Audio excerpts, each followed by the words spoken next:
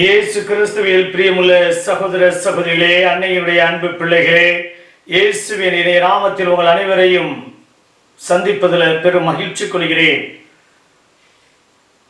ஆனமலை ஆரோக்கிய அன்னையுடைய தேர் திருவிழாவை முன்னிட்டு கடந்த 10 நாட்கள் ஜெபம் அனுப்பாத ஒரு சூழ்நிலை இருந்த போதிலும் இந்த ஆண்டுடைய திருவிழா சீரு சிறப்புமாக ஆயிரக்கணக்கான மக்கள் ஒன்று கூடி இந்த பகுதியில் அன்னையினுடைய புகழுக்காக, மைமைக்காக, அவருடைய பெயருக்காக எத்தனையோ மக்கள் ஆரவாரத்தோடு உற்சாகத்தோடு தேர்பவனியில் பங்கேற்று மிகுதியான ஆசீர்வாதத்தை பெற்றிருக்கிறார்கள். 13 குருக்கள் ஒன்றிணைந்து, அதுவும் சிறப்பான விதத்தில் பொள்ளாச்சி மறைவட்ட 9 குருக்களும் பங்கேற்று இந்த விழாவை சிறப்பித்தது இன்னும் இரட்டிப்பான மகிழ்ச்சி.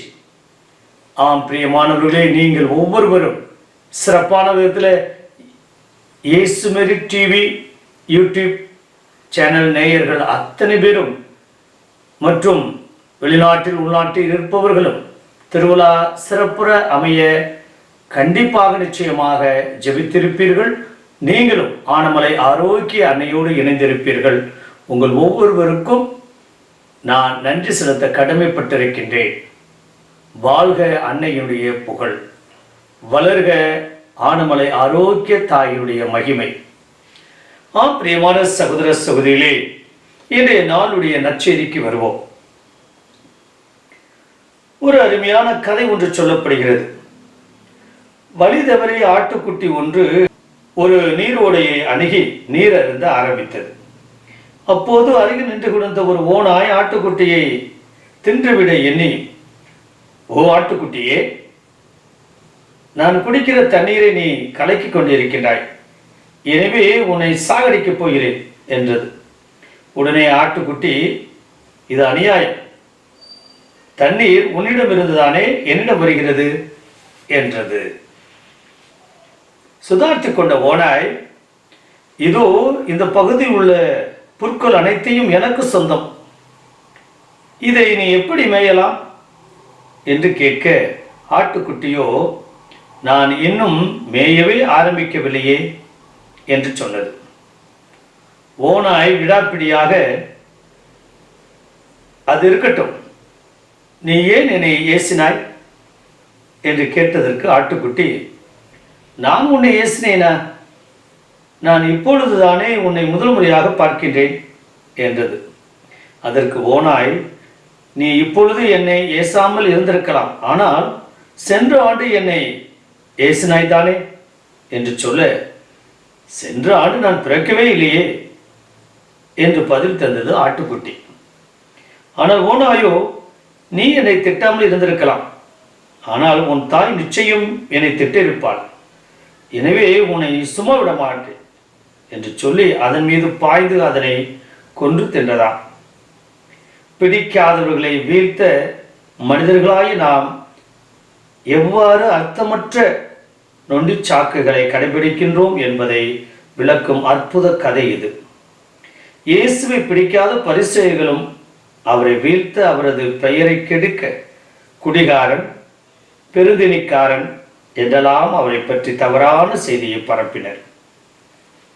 எனக்கு பிடிக்காத செயல் செய்கிற மனிதர்களை எத்தகைய மனப்பக்குவத்துடன் எதிர்கொள்கிறேன்.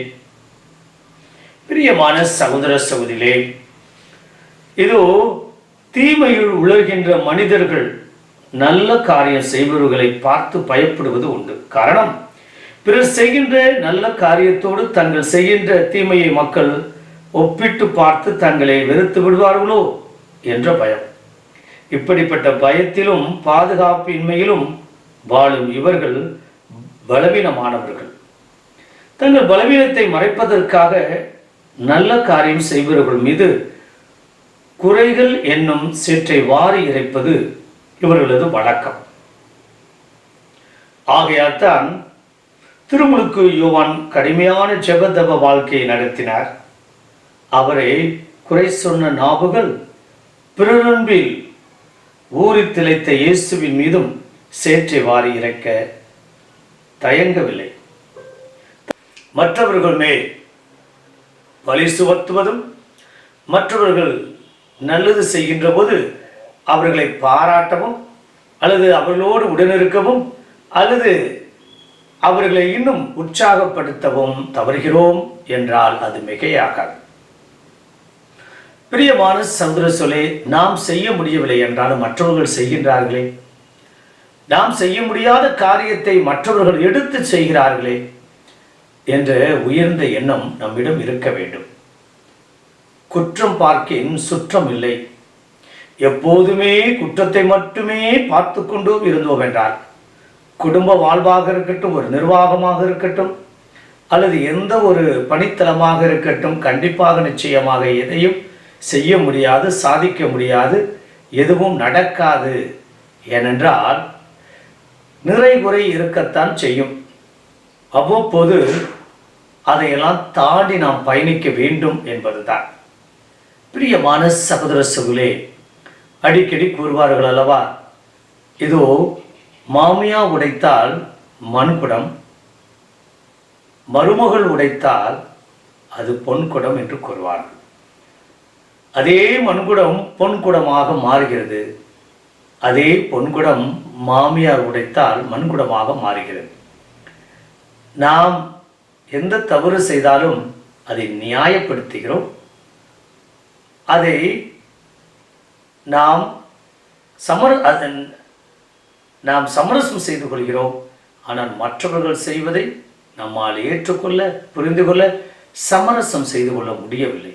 பிரியமான சகோதர சொல்லே, நாம் பரிசேயர் சதுசேயர் அந்த இஸ்ராயல் மக்களைப் போல வாழாமல் நாமும் சாதாரண மக்களாக நிறைகுறை உள்ளவோரை ஏற்றுக்கொண்டு புரிந்து கொண்டு இனிமையான வாழ்க்கை வாழ இணைந்து ஜெபிப்போமா? பரலோக தந்தையே இறைவா, நிறைய நேரங்களில் சூழ்நிலைகளில் எங்களுடைய குற்றங்களை மறைப்பதற்காக நாங்கள் பிறர் மேல் குற்றம் சாட்டுகிறோம், பிறரை அடிக்கடி குறை கூறுகிறோம், அடுத்தவர்களை ஏற்றுக்கொள்ள, புரிந்து கொள்ள மறுக்கின்றோம், பாராட்ட அல்லது அவர்களை புகழ அல்லது அவர்களுக்கு உறுதுணையாக இருக்க நாங்கள் மறுக்கின்றோம்.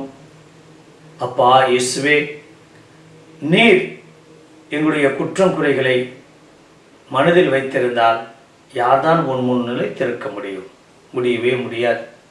எங்கள் மேல் இவ்வளவு இரக்கமும் பரிவும் கொண்டு இருக்கிற தேவனே, நாங்களும் மற்றவர்கள் மேல் அப்படிப்பட்ட இரக்கமும் பரிவும் கொண்டவர்களாக நிறைகுறையை ஏற்றுக்கொண்டு புரிந்து கொண்டு இன்னும் தட்டி கொடுத்து பாராட்டி அவளோடு இன்னும் இணைந்து பயணிக்க கிருபை தரும்படி எங்கள் ஆண்டவராகிய இயேசு கிறிஸ்துவின் நாமத்தில் ஜெபிக்கிறோம் நல்ல பிதாவே, ஆமென்.